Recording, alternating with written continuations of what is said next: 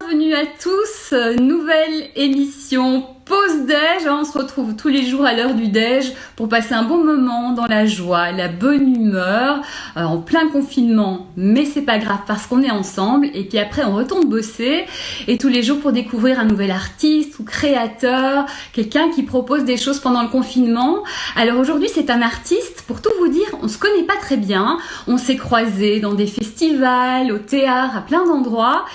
C'est un super comédien et réalisateur, il est avec nous, il s'appelle Philippe Demont et il va tout de suite nous rejoindre.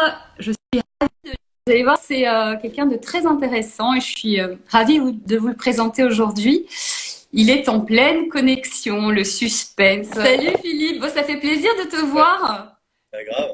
Comment ça se passe? Merci de m'inviter. Avec grand plaisir. Comment se passe le confinement? Je vais te mettre plus fort. Ouais, très très bien. Ouais.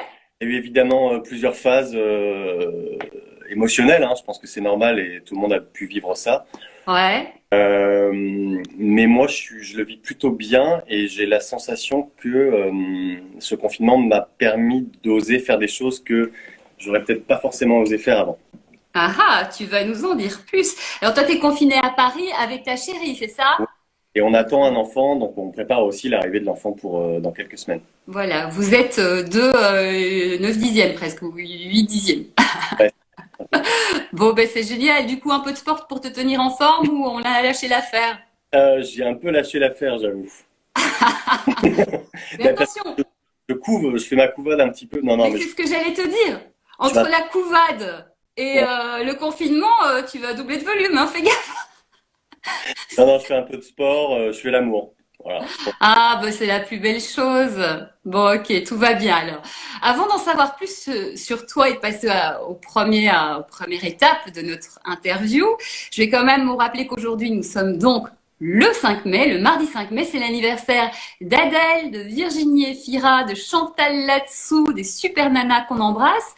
Le 5 mai également, c'était en 1818, naissait Karl Marx dans un autre style. Voilà, on apprend des choses en pause déj.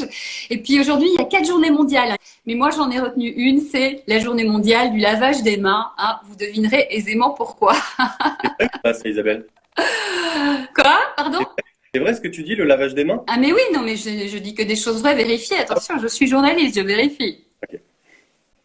Donc voilà, mais on ne va pas se laver les mains de notre invité. Voici tout de suite le jingle. On revient vers toi. Attention. Entrez. Hey, ça t'embouche un coin. Philippe, première question. Attention. Qui es-tu? Une question compliquée, mais alors qui je suis? Je suis un homme. Je suis acteur depuis une quinzaine d'années maintenant. Je voulais être prêtre au début, hein, quand j'avais 7 ans. Qu'est-ce qui s'est passé? Pourquoi je voulais être prêtre? Parce que j'aimais bien et je me disais, ils sont en rapport avec des gens, ça doit être assez cool. Ils voient plein de gens. Bon voilà, après j'ai compris Des que gens, tu parlais de public en fait, les gens qui vont. ouais, Il y avait déjà la notion de public. c'est ça. Et puis, non, très rapidement, j'ai fait du théâtre à 7 ans. J'ai commencé avec ma sœur aussi à faire du théâtre dans notre cave. C'est-à-dire qu'elle t'a mis sur scène et tu as Ouais, fait une Molière. ouais, me mettait en scène, c'est vrai ce truc-là. Dans le mariage forcé, je comprenais pas un mot de ce que je racontais, mais j'arrivais à apprendre le texte. Et puis voilà, très rapidement, je suis devenu acteur. Enfin, rapidement, j'ai commencé à 19 ans. Et j'ai fait l'école Claude Mathieu, qui est une très bonne école privée. Et ensuite, j'ai commencé à travailler, donc d'abord au théâtre, et puis ensuite au cinéma, à la télévision. Et puis j'ai aussi en parallèle mis en scène 8 comédies musicales avec des adolescents. Génial. C'était hyper riche, mais c'était tellement fatigant que Les adolescents, tu veux dire? ouais, c'était assez épuisant. Parce qu'on avait 30 jours pour monter un spectacle. Voilà. Ah oui. Et donc j'ai commencé à réaliser ensuite. Mon premier film, c'était sur l'adolescence. Et ensuite, voilà, là aujourd'hui, je joue, je réalise. Là, je prépare mon prochain court-métrage. Je sais pas si je peux en parler maintenant. Bah, on va te cuisiner après peut-être. Parce que si tu fais tout dans l'entrée, on va directement passer au dessert. Non, et puis j'aime bien faire du montage aussi. Voilà, et puis je me suis mis à l'écriture il y a à peu près 8 mois. J'ai fait une formation d'écriture. de scénariste qui est vachement bien. Le Bon, scénario, artiste complet, quoi. Tu écris, tu joues, tu réalises. En fait, tu peux tout faire en toute autonomie. C'est pas mal aussi. voilà, j'essaie d'être le plus autonome possible. Ça, c'est Ouais, hyper. c'est important. Et d'autant plus en cette période, on va en parler. Écoute, merci pour cette présentation très riche. Moi, je vais commencer à te cuisiner, mais pour ça, il me faut mon deuxième jingle. Attention. Le plat. Hey, hey. Donc on reprend, on rembobine. Donc tu nous disais qu'effectivement ta sœur t'avait mis un peu de manière forcée, le mariage forcé sur scène. Toi, quand est-ce que tu t'es dit bah oui en fait je veux être comédien? Alors, j'ai eu un déclic, mais c'est intime, mais bon, en même temps, pourquoi pas. On Non, est entre nous, Philippe. il y a 12 personnes. Ça va 13. Euh, non, en fait, j'étais en train de jouer une comédie. J'avais le premier rôle dans une comédie musicale. T'avais quel âge? J'avais 19 ans. Et mon père est décédé 3 jours avant la première. Hmm. Et ouais, donc ça a été un moment assez violent parce que c'était d'une manière assez subite. Mais donc je suis parti à Toulouse pour l'enterrer et puis quand je suis revenu pour jouer. Sauf qu'on m'avait déjà remplacé. En fait, ils pensaient que j'allais revenir et j'ai joué. Et je me suis dit à ce moment-là qu'en fait rien ne pourrait m'arrêter. Ah oui, c'est là que tu as senti que c'était vraiment essentiel pour toi. Justement, pour parler de ton papa, toi, tu avais fait des études un peu pour faire plaisir à la famille, une famille assez, on va dire, très, très conventionnelle et tout. Comme tu en avais parlé à ton papa de cette idée d'être comédien. Oui. Et il m'avait d'abord demandé de faire des études, donc j'avais fait un UT de communication aussi avant. Mais la dernière fois que je l'ai eu au téléphone, il m'a dit que je serais un immense acteur. Donc c'était assez C'est la fort. dernière fois que vous êtes parlé, il t'a dit ça? Ouais. Et il m'a dit je t'aime alors que c'était quelqu'un d'extrêmement pudique. Et il me disait pas ce genre de mots. C'était assez fort, quoi. Ouais. Ah, c'est balèze quand même. Mm. Et puis c'est un beau cadeau, enfin c'est terrible, mais c'est finalement il a validé la vie que tu voulais et c'est important. C'est vrai qu'il est très proche de moi, hein. Enfin, dans ma carrière, je pense souvent à lui, quoi. Il est très proche. Ouais. Bah merci pour ce partage, c'est hyper touchant. Et en plus moi je suis une hyper émotionnelle, donc tout de suite j'ai les larmes aux yeux. Donc, tu vas bientôt avoir 40 ans, cher ami. Tu nous as fait donc quasiment 20 ans de carrière pour l'instant. Donc, tu as joué au cinéma, entre autres avec Antoine Decaune. On t'a vu dans pas mal de séries comme Groland, Les Bracelets Rouges, PJ, Scène de ménage. Tu as joué dans une trentaine de pièces. Moi, je Ouais. t'ai vu dans des pièces comme par exemple Chapitre 13 de Sébastien Zopardi et Sacha Danino, qui est un truc complètement barré avec des effets spéciaux gore. Tu jouais plusieurs rôles. Raconte un peu parce que c'était génial quand même. Et je crois que j'avais 11 personnages et 23 changements de costume. Donc là, j'ai perdu du poids. Là, je peux dire, j'ai perdu 5 kilos sur ce spectacle qu'on a joué. Et c'était génial. C'était fou. C'était l'histoire de quoi en deux mots? Ah ben, en gros, ça se passe dans un monastère et c'était un mec qui découvre plein de morts autour de lui. Il y a des meurtres de partout et c'est du grand guignol. Et Azopardi a remis ça au goût du jour. C'était pas mal parce que à l'époque, ça a été créé après la Seconde Guerre mondiale pour que les gens puissent euh, évacuer leur peur et leur stress. Donc il y avait du sang partout, des boyaux. Et Ce genre de théâtre, tu veux dire?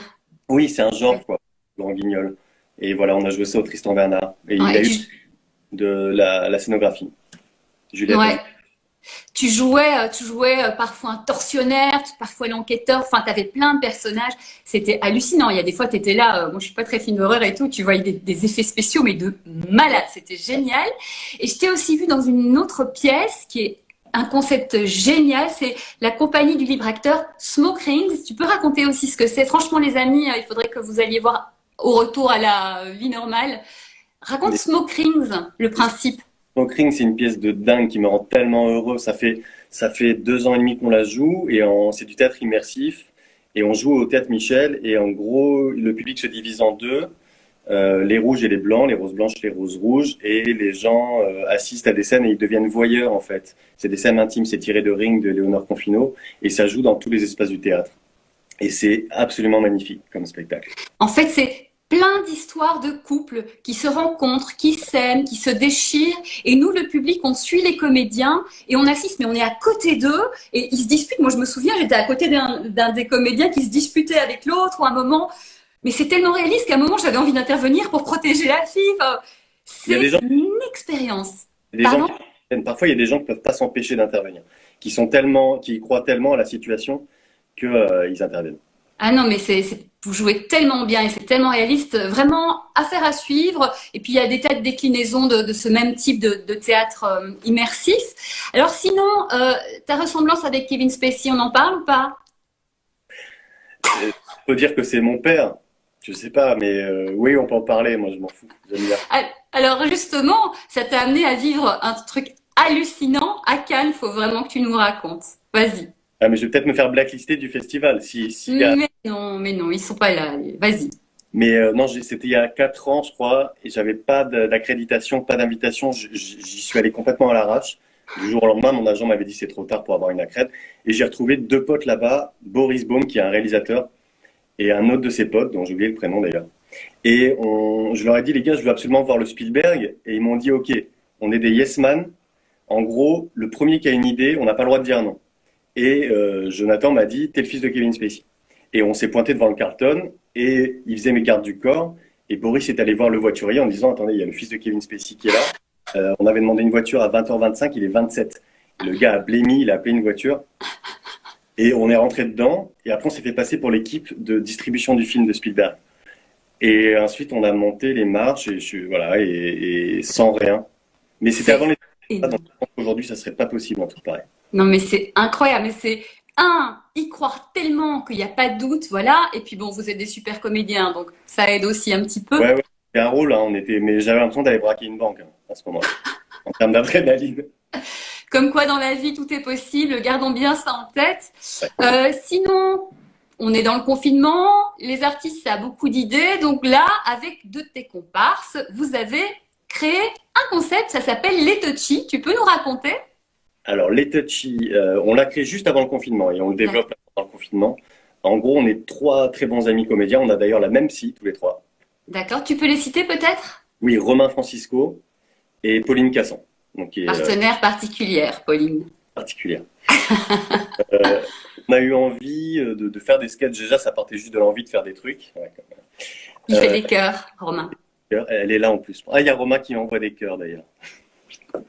Et en fait, on a observé que aujourd'hui, j'ai l'impression qu'on est dans une société où il est de plus en plus difficile d'être libre dans ce qu'on va dire, dans ce qu'on va penser. Et que le débat, surtout sur les réseaux sociaux, il devient très compliqué. C'est-à-dire que les gens s'insurgent immédiatement, se braquent, il y a du communautarisme dans tous les sens qui s'opposent.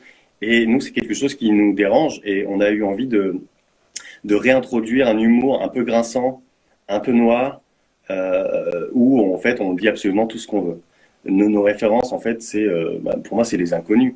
C'était une époque que j'adorais, où justement il y avait un humour grinçant, où tout était possible. Aujourd'hui, il y a des choses qui sont touchy, qu'on peut plus dire. Ouais. Et donc voilà, et nous on fait une série c'est pas forcément drôle, ça fait réfléchir aussi. Et ce qu'on veut, c'est introduire un débat, réintroduire que la question puisse se poser, quoi. Bon, c'est drôle quand même. Donc, vous venez de sortir un épisode hier, par exemple. Ça raconte quoi? J'en profite pour saluer Grégory Pouilly, super podcasteur, qui était là la semaine passée comme invité. Et Sophie Forte, ma super copine, qui a dit « Oh zut, il est pas célibataire ». Ben, désolée, Sophie. Ça peut s'arranger, je vais dire. Oh, tu vas être papa, c'est moche. Bon, raconte-nous, les touchy, c'est quoi ce nouvel épisode? Alors là, ça s'appelle Macron et l'infirmière par Molière. Et on a repris une scène du Bourgeois gentilhomme, l'acte 3, scène 2. Et en gros, c'est une infirmière qui est recouverte de sang et qui n'a pas de masque et qui a juste du papier bulle sur le visage face à Macron qui, lui, est super protégé. Sauf que c'est toi l'infirmière? C'est moi l'infirmière, parce que j'adore jouer les femmes aussi. Et c'est juste pour ça, il n'y a aucune raison. Hein. C'était juste que moi, je voulais jouer une femme. Et puis, en fait, voilà, c'est une critique. C'est juste que l'infirmière, elle n'a pas les moyens et que Macron, il rigole. Mais ce qui est intéressant, c'est le parallèle entre cette scène-là et l'actualité. Voilà, oui, mais c'est ça. Vas-y. On a fait ça aussi pour soutenir les hôpitaux de Paris. Voilà, donc vous proposez aux gens, c'est ça, de faire un don? Comment ça se passe? Ouais, il y a le lien qui est sous la vidéo. Les gens peuvent faire un don pour les hôpitaux de Paris. Voilà, c'est une vidéo qu'on trouve sur tous vos réseaux, Facebook, YouTube, Instagram. C'est exactement. ça? Ouais. Donc, il me dit d'accord. C'est bien ça. Il fait d'accord. Donc, bon, ben, écoute, c'est super. Donc, on a bien compris. Les touchy, on dit les choses tout haut, on dénonce un peu, mais on rigole aussi parce que bah, c'est aussi votre façon de transmettre les choses. Et puis, avec l'humour, il y a des choses qui passent mieux sans doute parce que c'est un bon vecteur, hein. Donc, ça, tu réalises aussi. Tu co-joues Non, et tu réalises. les trois sur la réalisation Ah, d'accord. et à Super. l'écriture et tout ça. Super équipe. Et là, on prépare Bon. un sketch qui va être mythique. Pardon, tu dis quoi? On prépare un prochain sketch là pour le 12 mai qui, je pense, celui-là, il va être assez fou. Bon, ben, les amis, abonnez-vous à la chaîne Les Touchy, Touchy, Touchy parce que c'est Touchy. Et Et on, déjà, regardez les autres vidéos qui sont sympas. Et puis, donc, le 12 mai, le sketch mythique. Bon, c'est super. Écoute, qu'est-ce que tu en dis? C'est peut-être l'heure du dessert? Hein? Ça te dit un petit jingle? plaisir, tu le fais si bien, Isabelle. Ah, t'as vu. Attention! Le dessert. Yeah. Alors, le dessert, quelle petite douceur nous as-tu préparé? Faut que tu nous expliques un peu le contexte. Ça va peut-être se faire pleurer encore, c'est pas le but. Non, non, On mais n'est plus à ça près. ouais. En fait, comme quoi on connaît pas vraiment les gens qu'on côtoie, c'est que quand mon père est mort, j'ai découvert au fond de son placard un carnet rouge avec plein de poèmes et c'est tellement bien écrit. Et il m'avait jamais parlé de ça en fait. Et du C'est coup, lui qui les a écrits. ouais, toute sa vie. Et donc j'avais édité ce livre à l'époque, son recueil quoi de poésie.